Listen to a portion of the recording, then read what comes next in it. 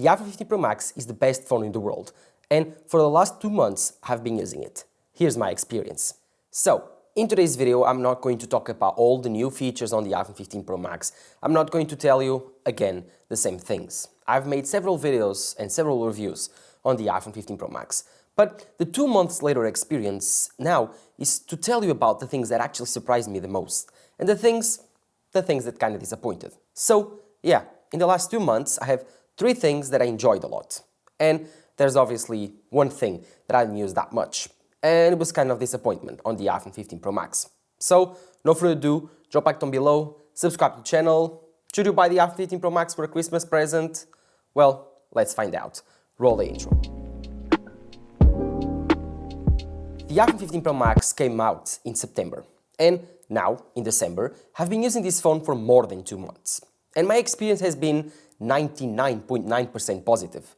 Yes, this phone, in my opinion, is the best phone in the planet. No doubts about it.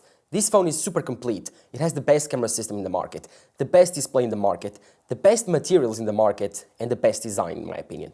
So, yeah, I think that this phone is an overall winner, and I think it wins in every single category. Yeah, it might not be the fastest charging phone in the planet, and it might not have the farthest zoom in the planet, but overall, this iPhone is the best phone in the planet in 2023. I have been using this phone for the last 2 months, and I gotta tell you, I'm super happy that I've bought this phone.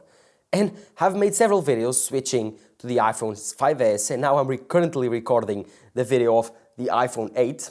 You're currently recording me on a tripod, following me, but Inception.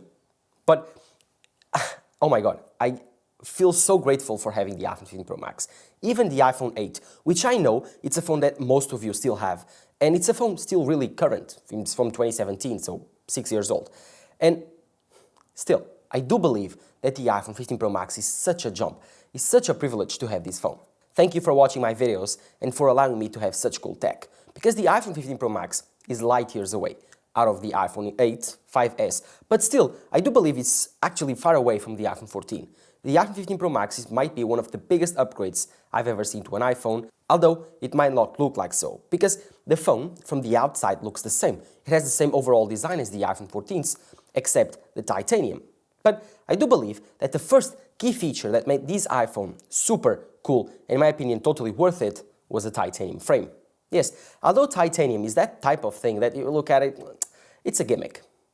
I don't think it is, because the titanium frame made this phone much more balanced in terms of weight. Yes, although it's only 30 grams lighter than the iPhone 14's, it's much more balanced. So, because of its aluminum/titanium frame, this phone feels lots and lots lighter than the iPhone 14, which felt a lot top heavy. So, the weight was different. The weight distribution was different, and this phone, although it's lighter, it doesn't feel less premium. And grabbing the titanium, feeling the titanium, it's just a better experience than stainless steel. And then, this is a matte material, while the stainless steel was shiny, so it collects less fingerprints. But it also collects dust, and yeah, it's also dirty, but what you gotta do, you gotta clean your phone. While the colors this year also look very good. This one is the natural titanium, and I'm very happy with my choice. But again, the first key feature on this iPhone is the titanium frame. But the second one, in my opinion, was one of the biggest upgrades ever on the iPhone. USB-C. Yes, USB-C on the iPhone 15 Pro Max has been, oh my god, incredible. I cannot say this enough times. USB-C has been the best thing to ever happen to the iPhone since, I don't know, dual cameras. This is crazy. USB-C has made the iPhone much more useful for me, for my YouTube channel.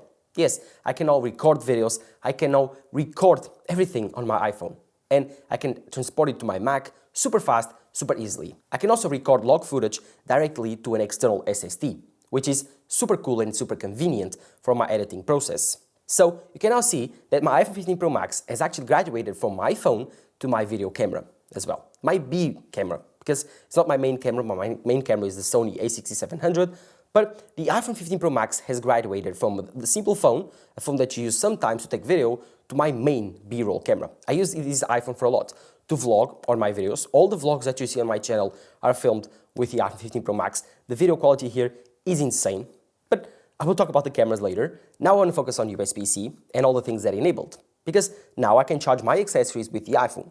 And you might think, That's a gimmick. It isn't. Trust me, it isn't. Android fans that have been telling me, oh, reverse wireless charging is super cool, you can reverse wireless charge other accessories, other phones. And I was like, why? Well, I gotta admit, I was wrong. It's super cool to charge other phones and other accessories, but not via wireless charging. That wastes so much battery and actually destroys your battery health, and it doesn't even charge that much, your accessory. But, here's the huge but. Via USB-C, there's not that much waste, and you can charge your AirPods, your Apple Watch, your gimbal, everything that has USB-C, you can use your iPhone as a power bank. Even those RGB lights in the back that you see, sometimes on a video shoot when I don't have battery enough and I don't have time to charge them, I just plug into my iPhone, put it on the back, you don't see it, and my iPhone is serving as a power bank for those devices. Will I kill my battery health faster? Yes, but this is a tool. This is a tool for work, and if it can enable me to do better work faster with better editing times, then this is a no-brainer. The iPhone 15 Pro Max with USB-C, oh my god, it has changed everything. And I'm super happy that I have USB-C now. So yeah, the second big key thing, USB-C. And obviously, the third key feature on the iPhone 15 Pro Max are the cameras. Yes, finally, the cameras on the iPhone have caught up to mirrorless cameras. This is the first time that I say this, but this has been proved. Like, every single YouTuber has done its test and has compared this camera to mirrorless cameras. I've made my test, I've compared this to the Sony a6700, and I'm super happy with the results. This camera is insane. The ultra-wide camera, the main camera, the telephoto camera, every single camera here just can go toe-to-toe with mirrorless cameras, which is just insane because last year, 2 years ago, we couldn't say the same thing. This iPhone is truly a camera now. Apple has even filmed its own keynote with the iPhone 15 Pro Max, with obviously other things, but the main body, the sensor, was from the iPhone, which is just crazy because at that time, no one noticed. So it was crazy. Again, this camera is out of this world. It's insane. It's the best camera system on a phone ever made. This camera is very small, compact, easy to use, super easy to carry around, and it has a super cool and very good display on the front that can be used as your phone, your main phone. This is not a phone right now. This is a camera phone. Like, it's crazy. The pictures you can take, the video you can take, every single thing you do with this camera is good. Macro mode, telephoto. You have such an array of focal lenses to choose with your iPhone that is just crazy. The only issue is that it's all prime lenses, so you don't have the intermediate zooms. You cannot zoom or optically zoom on, for example, you have a 24mm, you cannot optically zoom at 29 or 30. You have to optically zoom at 28 and 35, and then 48 and 120. From between all those focal lenses, it's a crop factor. It's cropping on the image, and you will lose quality. But imagine you have 5 prime lenses on your iPhone. Crazy. And you only have 3 cameras. So how does Apple do that? Well, simple. You have the ultra-wide. The ultra-wide gives you an equivalent of 13mm of focal length, very useful to record outside video, vlogging, and also recording indoor spaces where you want to show off the space. Really useful, and I love it. And in this year, the ultra-wide camera can take amazing shots and amazing video. It's much better in low light photography, and it has more sharpness, more color. It's just better overall in every single scenario. Love it. Perfect ultra-wide camera on the phone. Make it on par with the main camera, and oh my god, it's going to be a beast for recording video. But then there's the main sensor. And this sensor is crazy. It's a 48 megapixel sensor. So it has as many megapixels as mirrorless cameras. And it takes super sharp, super detailed photos. This 48 megapixel sensor gives you incredible images. But that's not it. This also gives you the flexibility to crop in different focal lenses without losing quality. Combining algorithms with this photography hardware gives you 3 different focal lenses in one sensor. So it gives you 24mm equivalent, a 28mm equivalent, and a 35mm equivalent. This is crazy because you can have 3 different focal lenses on the same sensor. And the quality loss is minimal, almost none, which is crazy. So this gives you a lot of flexibility, lots of different photo ideas to do. It's so cool. I've used it a lot and I love it. And then there's the 2x crop factor, which crops in the 48 megapixel sensor to a 12 megapixel image, which Apple also adds a 48 megapixel image to create a 24 megapixel. All the photos taken from the iPhone 15 Pro Max are a 24 megapixel image. I'm not sure if from the ultra-wide it's a 24 megapixel because that's a 12 megapixel sensor. Okay, let me rephrase that. All the photos taken by the main sensor on the iPhone 15 Pro Max are 24 megapixels. From the ultra-wide are still 12, and the telephoto are also 12 megapixels. So you get tons of detail. You can crop in to not lose that much quality, and when you want to do it, you just use Pro RAW mode to shoot 40 megapixel shots. The shots on this iPhone, beautiful. Sometimes even better than mirrorless cameras. It's truly, truly incredible.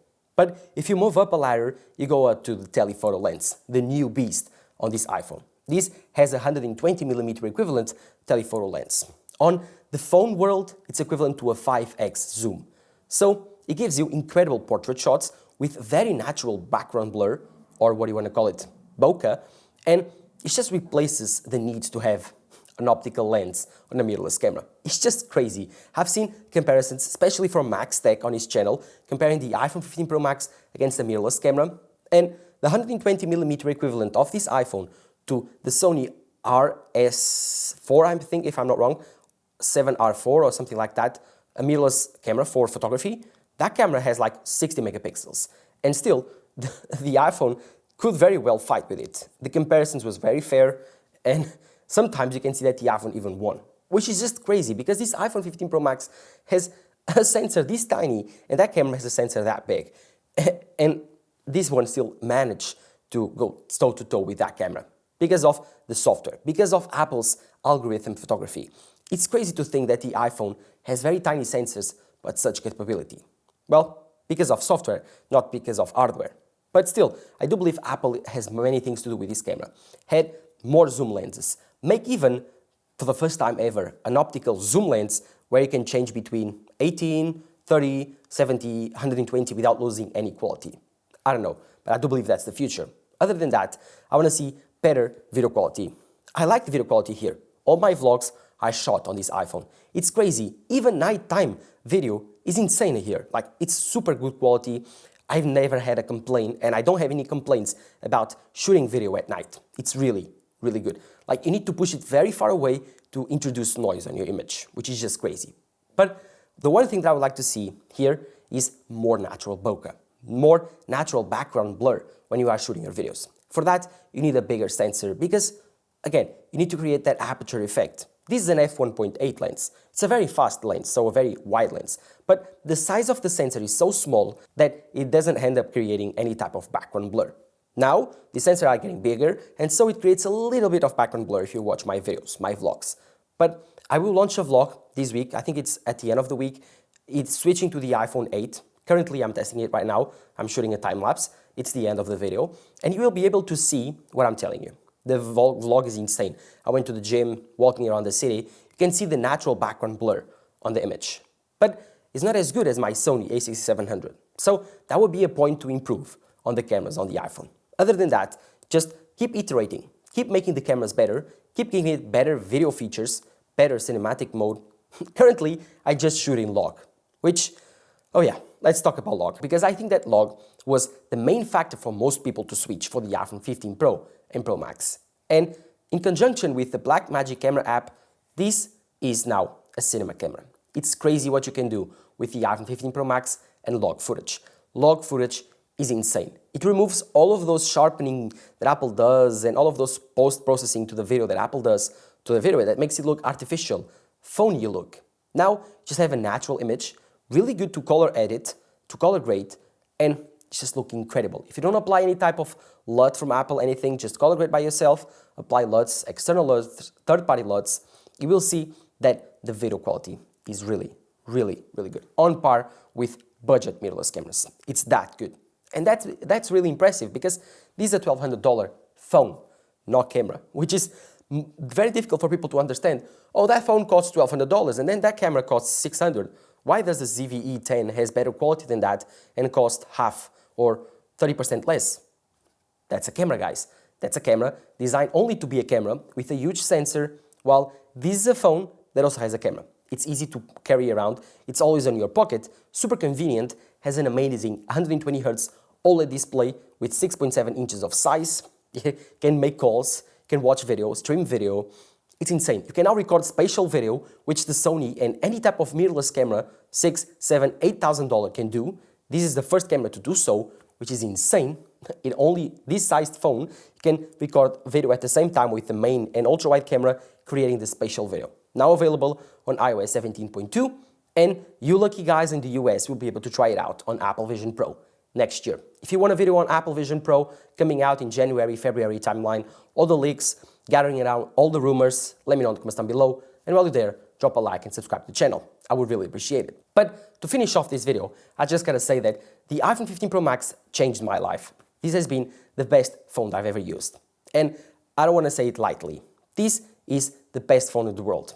And that's why I think you should buy it for Christmas. It's a perfect Christmas gift. Whatever you give this iPhone to, it will last a long, long time. And make sure they use the features that I'm talking about. USB-C, log, and the camera, they love the camera, and obviously the titanium frame is a great bonus. I've told you there's one thing I did not enjoy on this phone, or at least I enjoyed less, and that was the action button. I was pretty disappointed with the action button, but maybe I'm not the target audience for the action button, because, again, I don't use it. I've told you when I bought the iPhone 15 Pro Max that I was afraid that I was not going to use the action button, because on my Apple Watch Ultra, I don't use it. And I was correct, obviously. I don't use the action button on my Ultra Watch, and I don't use it on my iPhone. I just don't find it useful. Like, I don't know if it's because of the placement, it's too at the top for me to actually reach it, or when I want to take photos, I just touch the screen, even though I could use the action button. I don't know. There could be several reasons, I'm not sure. I think that Apple should not remove the action button. This is a very useful button for people that want to do shortcuts, for people that want to use it for whatever they want. It's good. Choice. It's good. And if you don't really like the action button, you would prefer the ringer switch, you can turn it into a ringer switch really easy on settings. So it's hurting no one and it's helping someone. That's the thing. That's the reason I think that Apple should keep it.